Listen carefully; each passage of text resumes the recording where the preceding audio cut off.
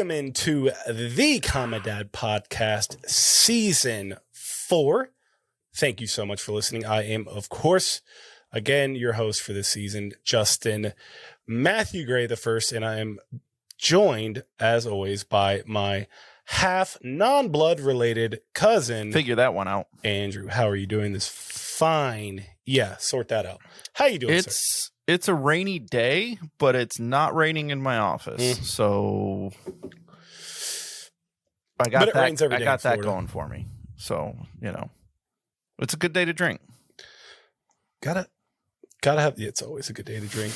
I wonder if people know, I wonder if people think that, oh, they must record on Friday nights because we're always drinking. Do you think that they think that? Or do they know that we're degenerates? Or should we hope that they think that? You think what you want. Whatever helps them sleep at night. I mean, look, we're season 4. If you're still listening, you're probably a bit of a degenerate too, right? Like if you've lasted this long, there's probably something a little wrong. Not a lot, just a touch wrong with you, right? There's nothing wrong with drinking in the middle of the week. How dare you even imply something like that? That's one of the that was one of the better results of COVID, in my opinion. It just was like, you know what? Just drink whenever you want to drink. It doesn't matter. Oh, did COVID do that? Matter. Sorry, I missed that memo because I've just been doing that. That's what I'm saying. That's what I'm saying. I missed the memo beforehand that we weren't supposed to be doing that. I also really miss people not being able to be close to me. Can we just go back to the 6-foot rule? Yeah, just forever. Back up a little bit. It feels good. I don't need people on me, and I also... Does that apply to the kids too? Like, sorry, son, everybody. Please step 6 feet away. Sure, everybody. Can you put a mask over your mouth when you talk to me? Yep. Get out of here. Maybe you won't. And spit I also Cheerios miss in church. Me. In church, we went back to greet your neighbor. I don't want to greet my neighbor. Can we go back to not greeting her and just to wave? I just don't like it but we don't really do that at our church either. So maybe that's why it doesn't bother me. Good for we had a thing last week where somebody like went in for a hug for some reason. They were huggers, but I had already hit them with the handshake. So now I was like stabbing their stomach with my hand, and they went to hug me, and they went in. They saw my hand and were like, "No, I'm hugging you," but my hand got stuck in between. I couldn't. It was too late for me to wrap around, so it was just complete stranger, or the person. I couldn't listen to anything. 100% stranger, just a person that hugs. You know what I mean? They held on to that hug just like 1 second longer than they were supposed to. Too. You ever notice like just 1 second can really be too long in a hug? There's a timing to a hug, especially to a stranger. That let's all right. So you go in. No. It feels like a second and a half is like your max. It all kind of depends. If it's guy to guy, guy to girl, is it a stranger? Is it somebody you know? Is it family? Because there's if it's differences guy to guy, to all of that. You do the handshake and then you pull in on one arm and you kind of you use your left hand. It's like a one hand. And then you do like thing. A pat or two on the back, and then that it's signifies not like a full we're done. Embrace. It's It's the art of the hug is very important. If you don't know how to hug, don't do it. It's because it can get weird quick. And if somebody's not hugging you, don't hug back, because then my hand is stuck in I couldn't even listen to the sermon because I was just thinking about that awful hug. Just lock them up in a big bear hug and just keep holding on until they shove you off. I should have just started crying in their arms.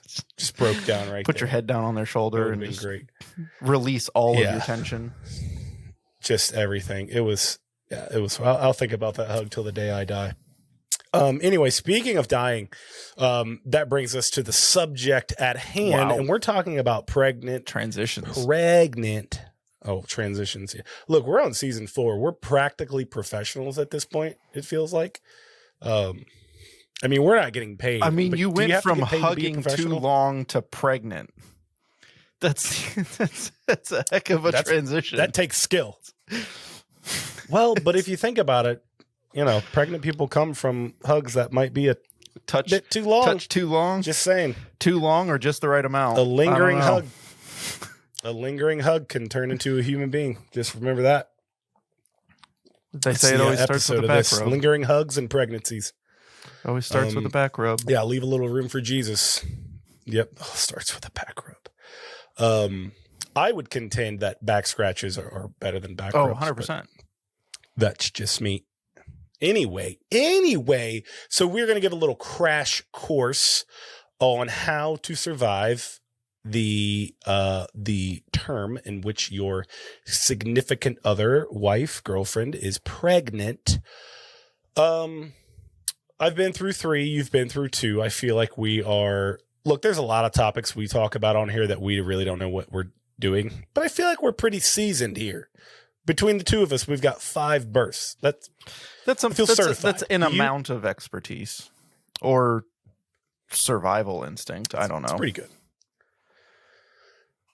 That's the answer. It's more of a Bear Grylls situation for that time period. Did you say which is Bear why we're Grylls? titling this? Is Grills?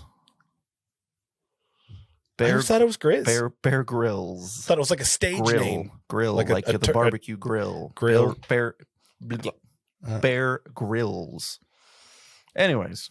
I like Grizz better. I'm just going to... You send him some fan mail and you let him know. I will. I'll send it while he's staying in his hotel room, not sleeping on the ground, because he's a liar. All right. So anyway. Challenge. Surviving pregnancy. We keep getting off track here. This is just a crash course, and this was brought up because my my only younger brother is entering this time period. So we thought this might help him out. And then, of course, if you're listening and you're about to be a new dad, or if you just need a reminder, because, if you have 2 or 3 years between the pregnancies, you might just need a little refresher and to be reminded of the things that we need to be doing, or really not doing is a lot of this. It's a strong combination. So I've got about 10 things here, but my whole thesis of this, that's right, thesis, big words for season 4, is that, first of all, if you've listened to this podcast, I'm very big on like the mental health of men, and that it's okay to be emotional and to feel any way you want to feel, and that you should be able to talk to your significant other about these things, and that doesn't make you any less of a man. And all those things are true, except for these 9 months. You're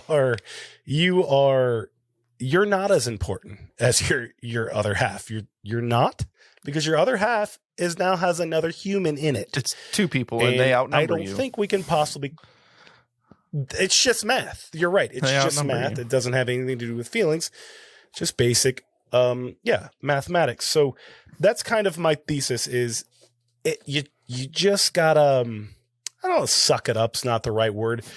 Survive is. You just gotta learn how to survive this thing for 9 months. It's probably because like the first 2 months are also pretty similar. The baby's out, but the baby's still very much attached to mom. Oh yeah, there's an early phase where your opinion still doesn't really matter.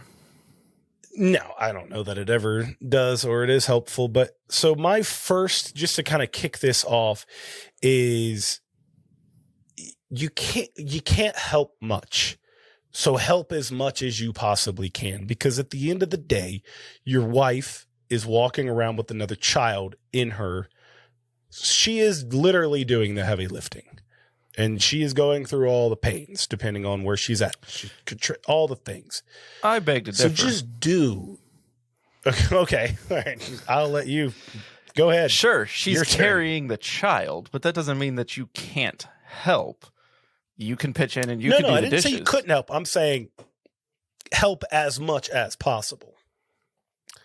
Yeah, but you could remove a large amount of the responsibility. I mean, I'm not getting into any kind of misogynistic, she's supposed to do the dishes, he's supposed to do this. But no. if you have typical responsibilities in your house where she does X, Y, and Z and you do, A, B, and C, you can certainly chip in and potentially even remove all of those things off of her plate.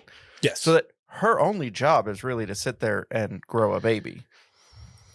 That's what I meant. So, is we can't really help with the pregnancy, but we can do all the other things. You can make her comfortable and make it easier on her and remove a lot of the stress and whatnot. Now, if she has a job, no, you're not going to help with the job at all. She still has to do that.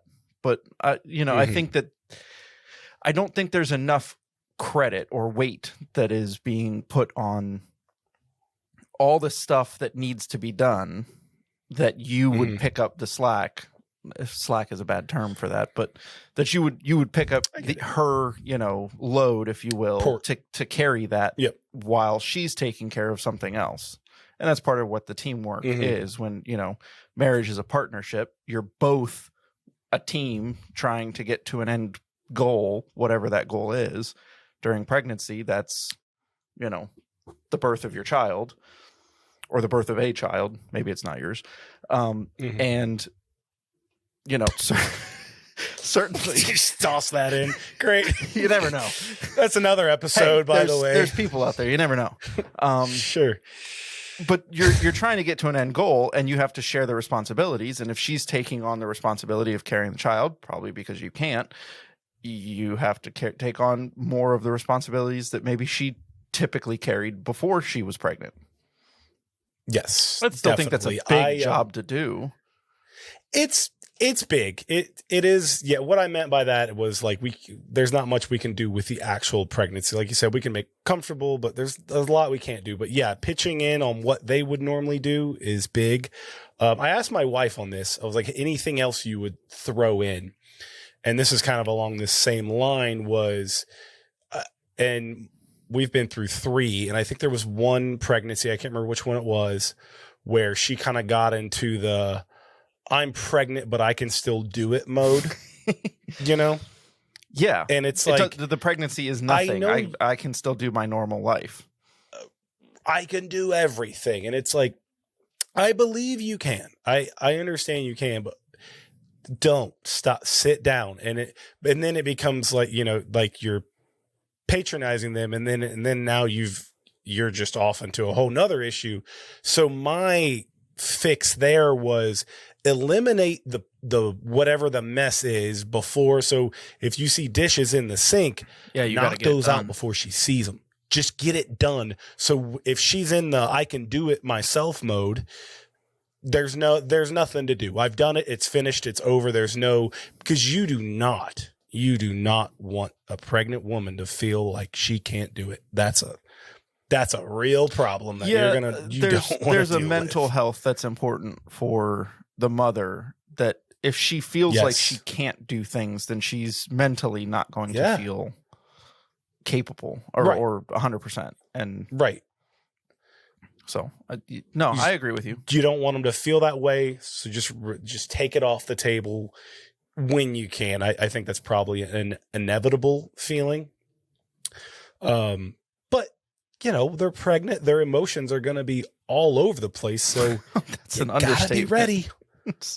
Oh my goodness. And you can't, here's the thing. This is a tricky part about it, because both parties know it, right? It's not a secret anymore that when a woman gets pregnant, the emotions are going to be going crazy, and she knows it too. But that doesn't mean you can say that when they go crazy. Nope. Or turn up missing. No, the only things you really need to know during pregnancy is, yes, dear, I'm sorry, dear, right away, dear. That's it. Those things will get you out of 99% of potential life-threatening situations, I would say. They really will. But the only thing I would add here is like the important thing is to help anytime they want you to do something. Do it the first time. Don't wait for them to ask 2 or 3 times. If they ask you to take care of something, it doesn't matter how unimportant that thing is or how important what you're currently doing is. Whatever they're saying, even if it's to pick up a wrapper off the floor, you drop what you're doing and do what they're asking on the floor. Exactly. And if they say they want French fries from this restaurant and a milkshake from that restaurant and a chicken sandwich from a third restaurant, that was the next. And you go to all 4 restaurants, and then here's a pro tip: go to 3 additional restaurants and just get random things, and then she'll be like, "Oh my gosh, thank you! I wanted this. I was about to text you." Yes. Predict the. That's a good. As soon because if you only go to 3 restaurants and get 3 items, and then you show up at home, she's going to say, "But where's the 4th thing?" You say you only asked for 3. You were supposed to predict the 4th. Just predict it. Just go to 4 restaurants. Go to 5. If you're going by White Castle on the way, just grab a couple sliders. It's not going to hurt. Worst case scenario, you have them. So. That was the next thing I had, man, where the cravings pregnancy is really just about buckling up and counting down the days. Yeah, pretty much. You take it day by day, and it's like, and here's the thing about the because crazy requests is what I had down, because they're going to feel cravings.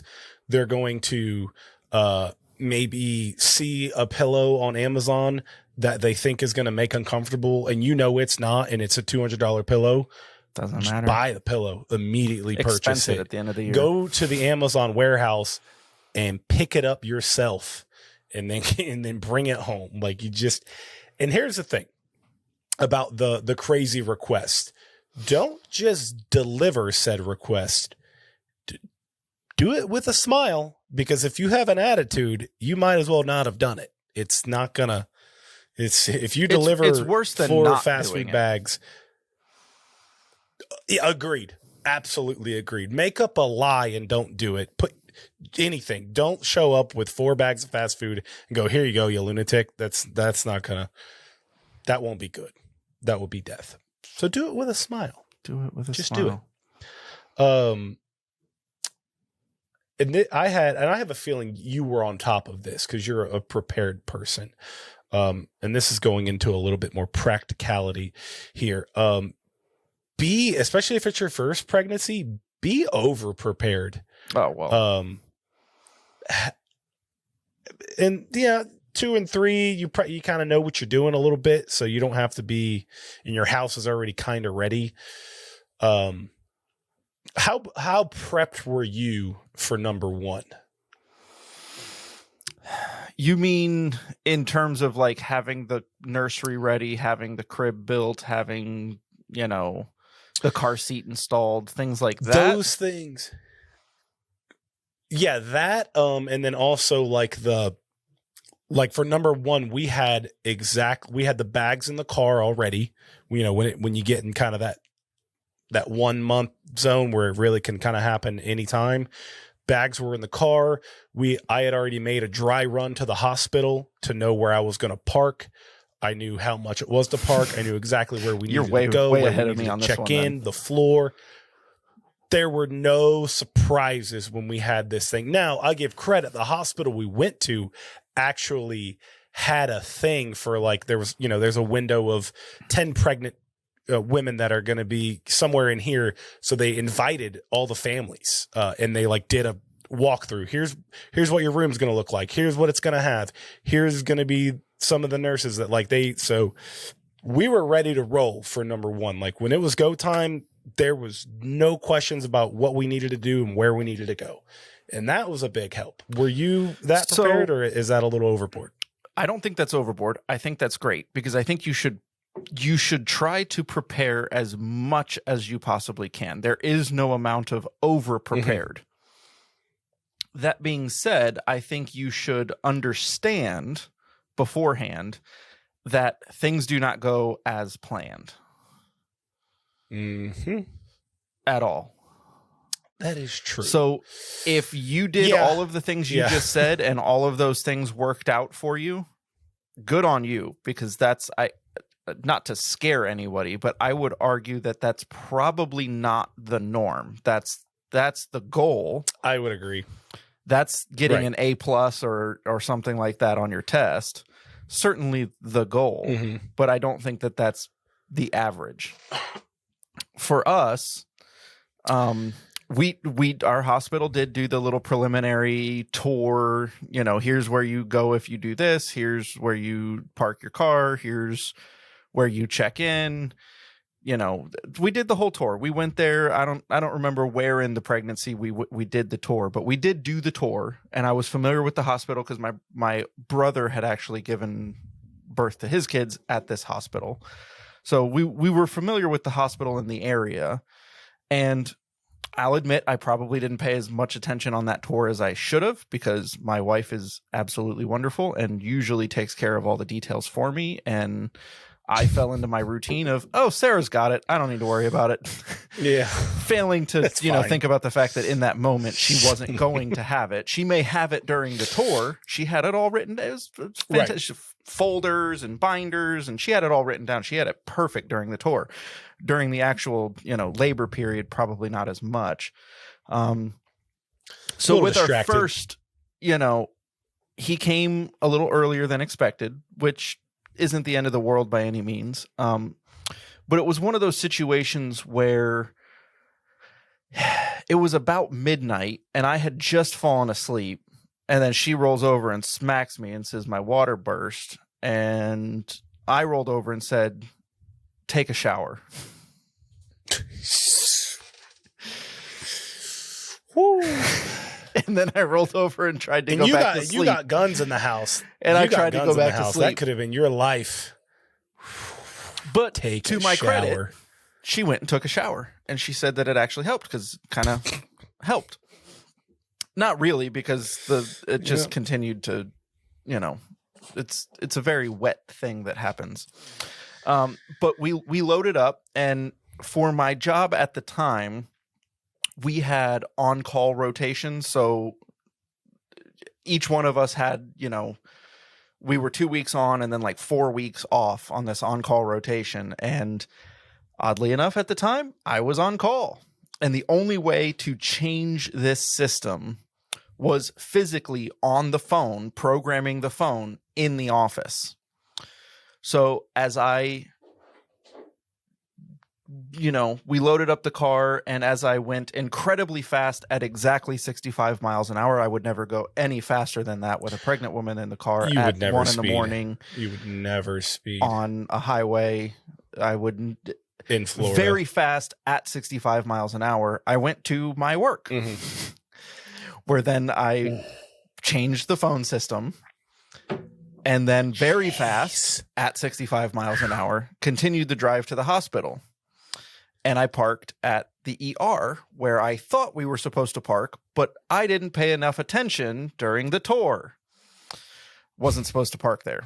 So everybody in the hospital was like, okay, just ask your wife. You were supposed to park over there, but that's fine. We'll get a wheelchair for your wife. Ma'am, how many weeks pregnant are you? She's 39 weeks pregnant at the time. She looks at the lady across the counter and says, I'm 29 weeks. For any of you that's good at math, 29 weeks is very different than 39 weeks in regards to a 40-week pregnancy. At which point I didn't catch anything because I'm stupid. And everybody in the hospital was like, oh, crap, this is a problem. She's 29 weeks pregnant and her water burst. Right. So everybody in the hospital is panicking, rushing. Alarms are going off. There's doctors and nurses rushing her, practically sprinting down a hallway. Right. And I'm just like, what's going on? I have no idea what's going on at this part. I parked in the wrong spot. This is a planned pregnancy. I let her answer questions that I never should have let her answer. And we finally get to the triage, and they're like, how many weeks pregnant are you? And we're like, 39. And they're like, why did you say 29? I'm like, what? Why'd you ask a pregnant And everything person? Calmed down at that point. But essentially, everything was a failure up until that point. I was on call with work and had to go to work before I went to the hospital. We parked in the wrong spot. We entered the hospital in the wrong spot. We gave the hospital wrong information.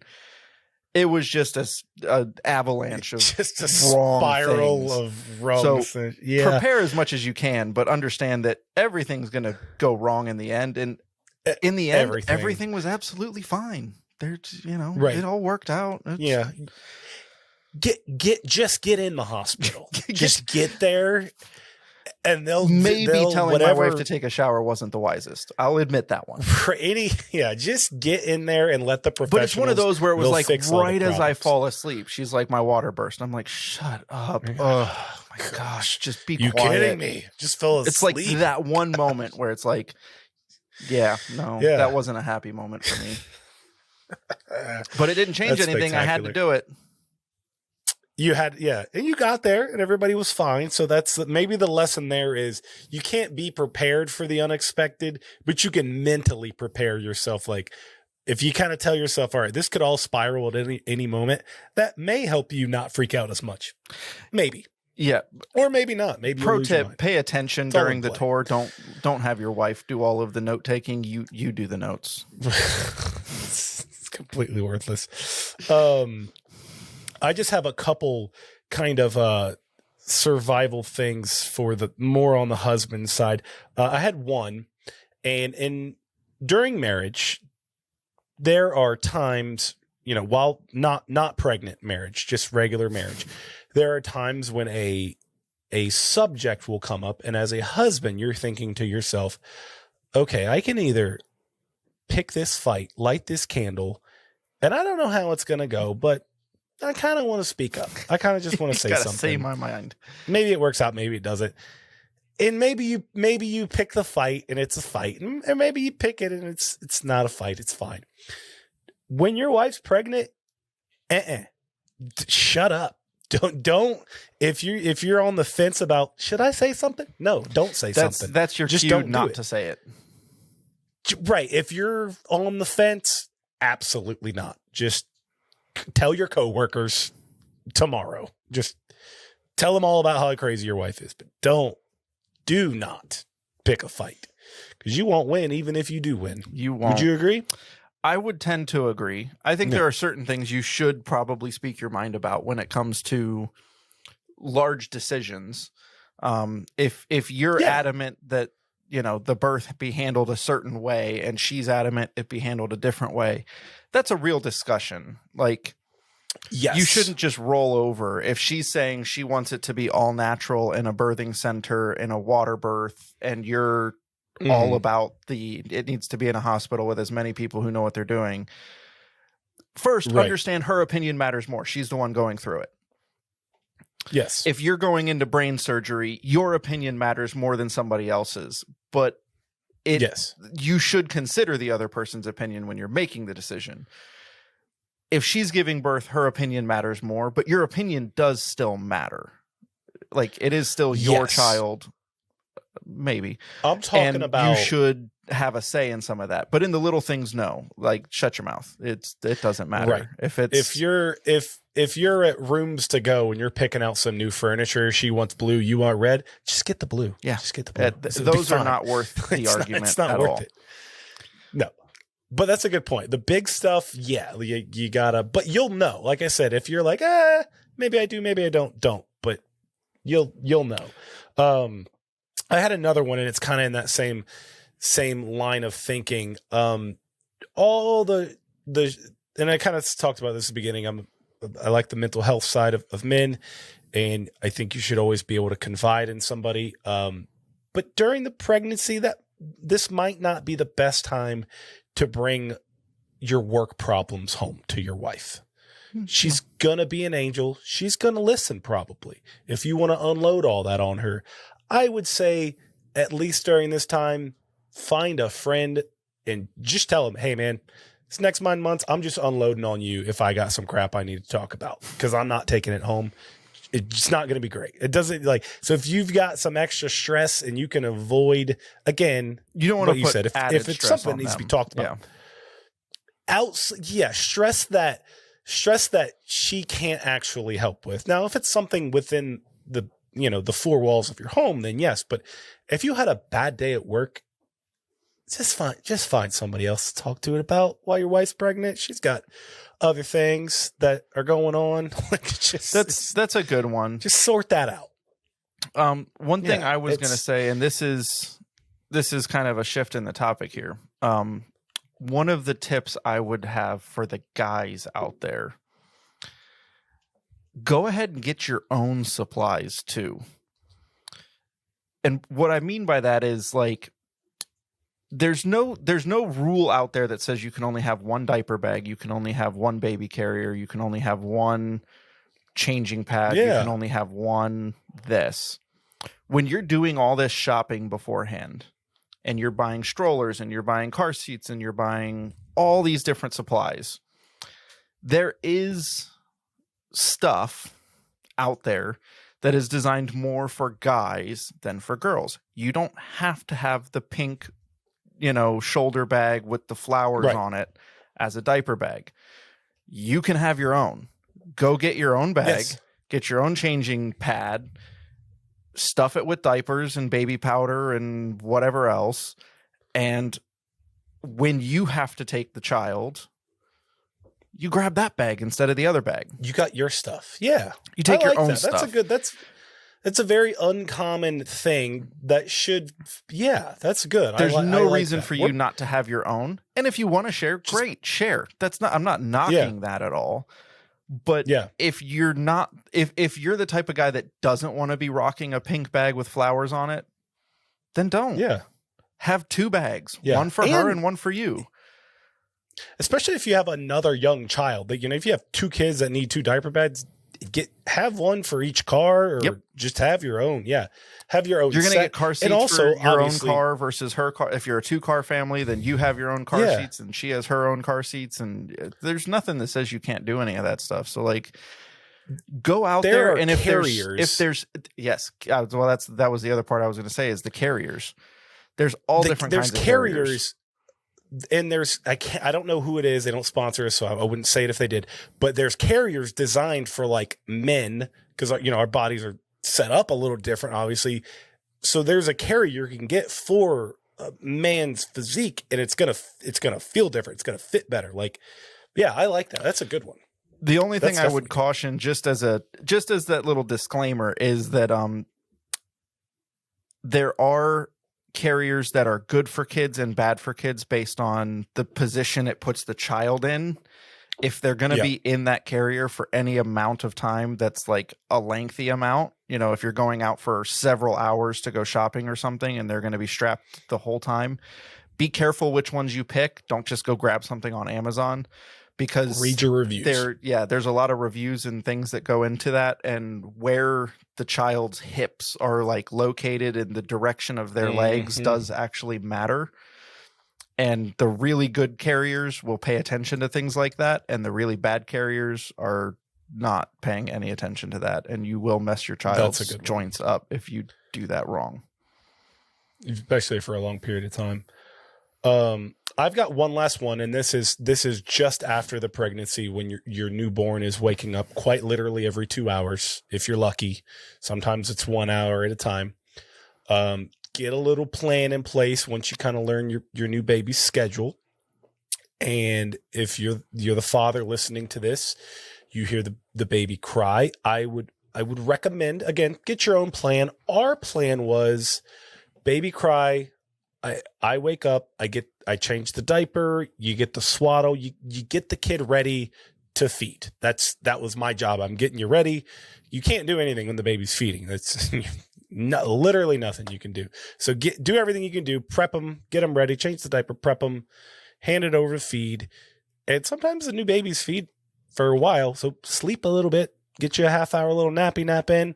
When it's done, all right, off the boob, change the diaper, wrap back up, back to bed. That was kind of the plan we had. I would say once you learn your baby's schedule, just get something to where you're both doing something there. Did you guys have anything like that? Honestly, she took care of the bulk of it. I just tried to help her wherever I could. Yeah. Your plan is not a bad plan. I think it's actually a really good plan, but it's just now. I do think the only other plan I could think of is, a lot of women will pump and store and freeze. And so you actually, as the dad, have the ability to feed the child. And so depending on your nursing schedule and how all of that works out for you, the mother could do the wake up, change, wrap, swaddle, you can switch, change, wrap, put back to bed. And then on the next wake up, she's going to sleep through the whole thing. She's not going to feed at all. it's all on you. That's true. And you have to go warm up a bottle and then go change the kid and swaddle them and then get the bottle off the warmer and go feed them and then change them again and put them back to sleep. And your wife gets to sleep through that whole process because she stored enough by pumping in order for her to have a break of that cycle. And you break it up by like an every other rather than splitting every single one. Can I tell you something about the pump that I quite miss? You tried it out. Soothing sound. Such a soothing sound. I wish they would include that on the white noise, machines, breast pump. I don't know. We lucked out. I think it was insurance or something. I don't know. Check your insurance because I think insurance actually covers them. Yeah. We got a really nice one. At least for us, yeah. It was surprisingly how expensive this thing was, but it was actually really nice, and we got it completely covered by insurance. Cover a lot of stuff you don't know about. So, yeah. Yep. Definitely. That's all I have. Do you have anything else you need to add? I'm sure there's women listening to this going on and, yep. hotel rewards card. There you go. Yeah. You just tell them to take a shower. No, the only other thing that I did that didn't go over well for other people, but my wife loved it. And frankly speaking, that's all that really matters is I created, one of the things I had in my bag ready to go was one of those little Bose Bluetooth speakers. Bose, if you're listening, we'll accept a sponsorship. Please call our, agent. Sure. I had a little Bose Bluetooth speaker. And I had taken the time beforehand to actually scour the internet, and I created an entire push mix. And frankly, it wasn't even just like the push mix. I had songs selected for the drive from our house to the hospital, and I had songs selected after you went to work. During. Sure. Like I'm playing Gone in 60 Seconds songs for the drive there, and only at 65 miles an hour. I would never speed. Did you have a little salt and pepper? I had salt and pepper in there, but I had a push mix. And so when I started playing this while she's in the hospital in labor, having contractions, the nurses looked at me with a death stare of what are you doing? Like this is horrible. That's crazy. They were not happy with me at all, but my wife loved it. So that's all that matters. Suck it, nurses. That's all that matters.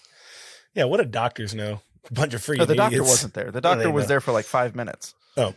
So there's another tip for you dads out there. The doctor's not going to be there. This is all handled by nurses. Nope. The doctor comes in. Yep. If you're doing at least I haven't had a cesarean section, so I don't know. Both of ours were, natural births.